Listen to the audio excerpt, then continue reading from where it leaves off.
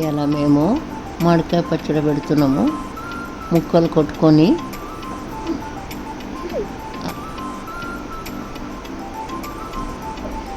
First మెంతులు వేయించుకోవాలి, జీలకర్ర వేయించుకోవాలి,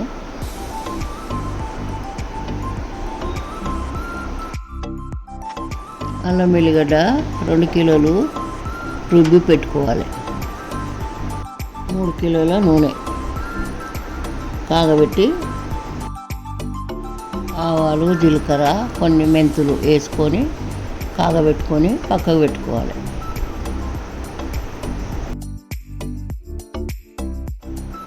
పక్కకు పెట్టినాక ఒక గంటడంతా అల్లం వెల్లిగడ్డ వేయాలి. అల్లం వెల్లిగడ్డ వేసినాక అది కలుపుతూనే ఉండాలి, లేకుంటే పొంగుతుంది.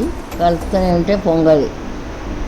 మెంతులు, జీలకర్ర, ఆవాలు పొడి చేసుకొని పక్కకు పెట్టుకొని కొంచెం ఇంత ఉప్పు కూడా వేసి కలిపి మామిడికాయ పచ్చడికి కలపాలి. కొంచెం ఏమో అలాగా వేసినాక కారం పొడి కూడా వేసి కలుపుకోవాలి. అప్పుడు ఇప్పుడు ఆవాల పొడి వేస్తున్నాం. ఇప్పుడు మెంతి పొడి వేస్తున్నా, జీలకర్ర పొడి, అది ఉప్పు.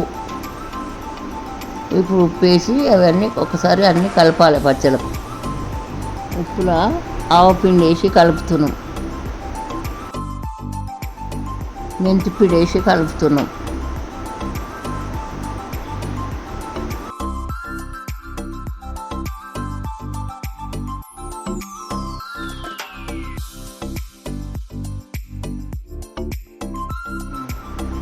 అదే జీలకర్ర పొడి, ఆవ పొడి వేసి కలుపుతున్నాం. ఆ ఉప్పులు అన్ని మసాలాలు. ఇప్పుడు పసుపు పొడి,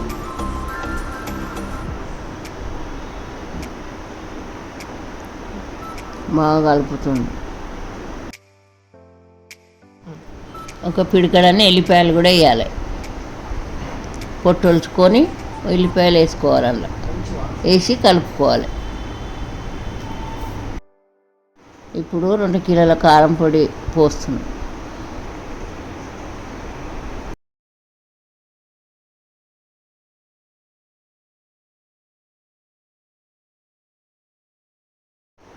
కారం పొడి వేసి బాగా కలపాలి.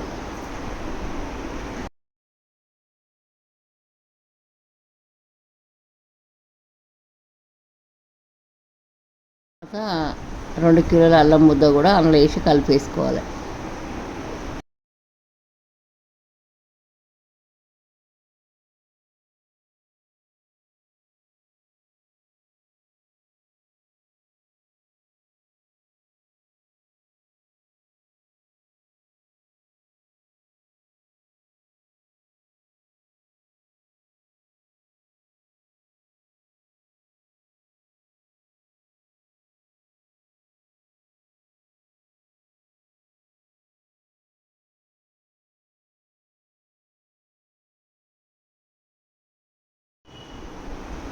ఇప్పుడు మంచిగా కలుపుకొని నూనె పోసి మంచిగా కలపాలి. 3 కిలోల నూనె పచ్చళ్ళకు కలుపుకోవాలి.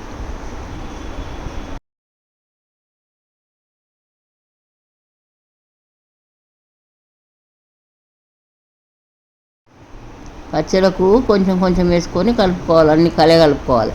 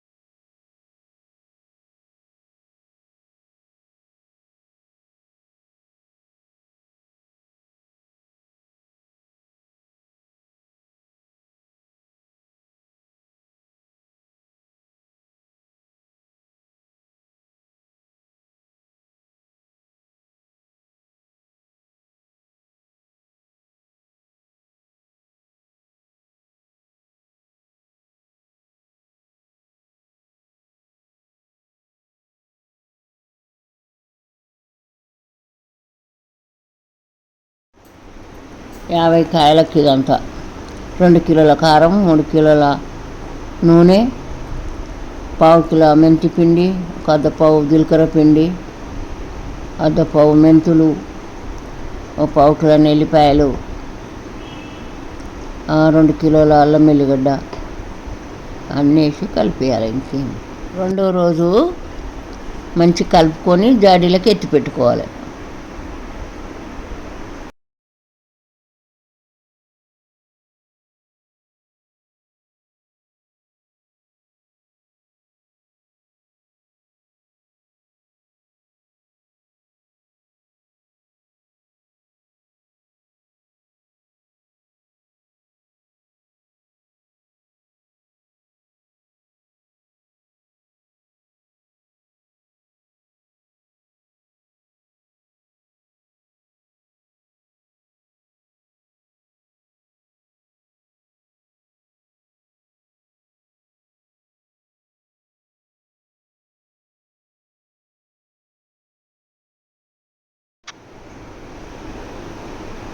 కొంచెము పచ్చడి ఉంటే అడుక్కు పిల్లలకు అందరికీ అన్నం వేసి కలిపి అందరికీ టేస్ట్ చూపించాలి.